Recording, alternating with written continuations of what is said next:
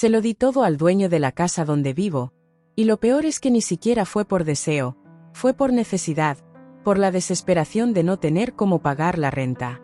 Cada encuentro era un recordatorio amargo de mi sacrificio, un peso que cargaba en silencio. Si esto te suena escandaloso, espérate a escuchar cómo llegué hasta aquí, porque todo en esta historia es tan retorcido como parece. Y el final es algo que ni siquiera yo imaginaba. Soy Luisa, tengo 33 años, y podría describirme como una mujer que atrae miradas. Mi cabello largo y oscuro enmarca un rostro que, según me han dicho, tiene algo cautivador. Mi cuerpo, con curvas que parecen haber sido diseñadas para el pecado, siempre ha sido motivo de comentarios, tanto admirativos como envidiosos. Sin embargo, ni mi belleza ni mi sensualidad me han salvado de las penurias de la vida. Mi esposo Ángel y yo vivimos en un pequeño apartamento en un barrio humilde de la ciudad.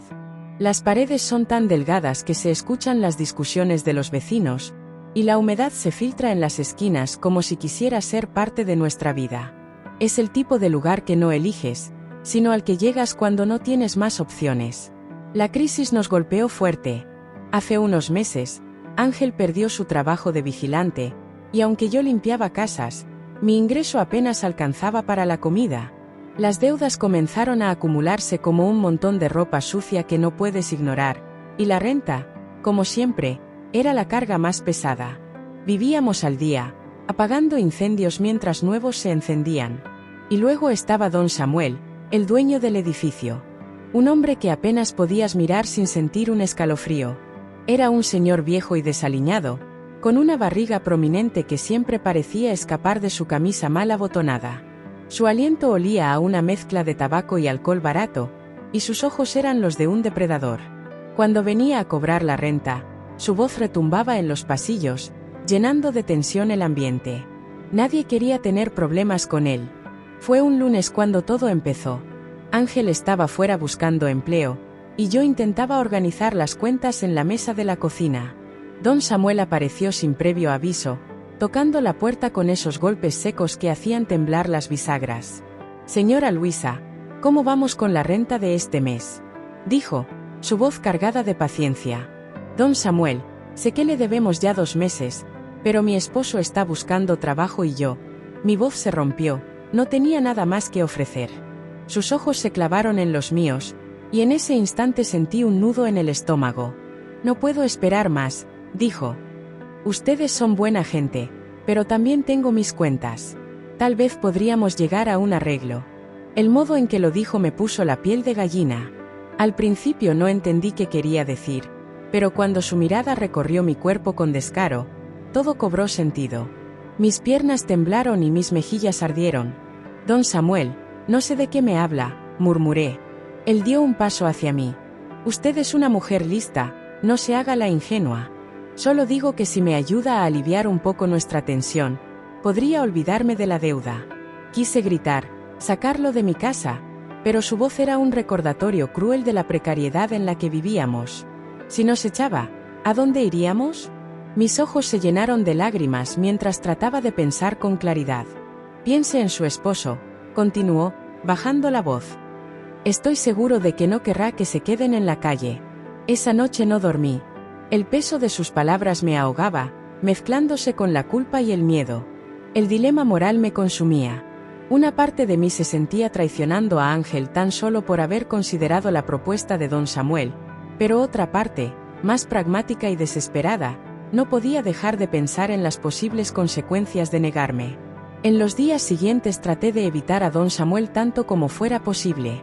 Cuando escuchaba sus pasos pesados en las escaleras, me encerraba en la cocina, fingiendo estar ocupada.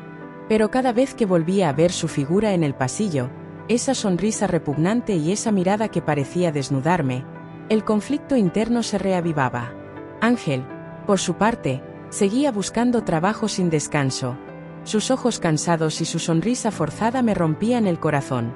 Una noche, mientras cenábamos un plato de arroz con frijoles, me tomó de la mano y me dijo: «Vamos a salir de esta, Luisa. Te lo prometo». Yo asentí, tragándome las lágrimas. Él no tenía idea de la tormenta que estaba viviendo por dentro. Los rumores en el vecindario tampoco ayudaban. Sabía que don Samuel no era precisamente un santo.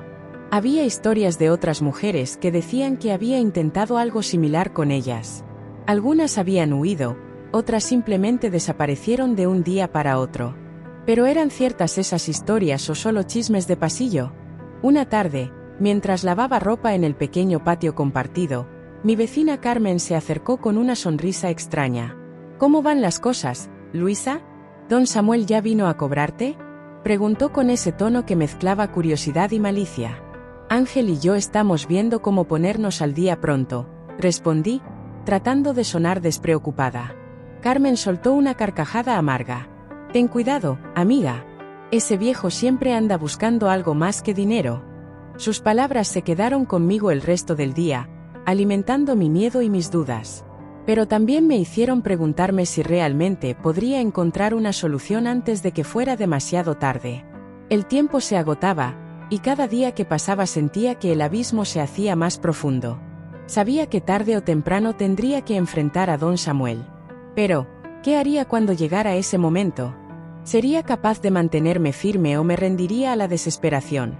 Esa era la pregunta que me quitaba el sueño cada noche, mientras la oscuridad del apartamento me envolvía como un recordatorio de nuestra situación. Esa mañana, el sol apenas se filtraba entre las cortinas raídas del apartamento.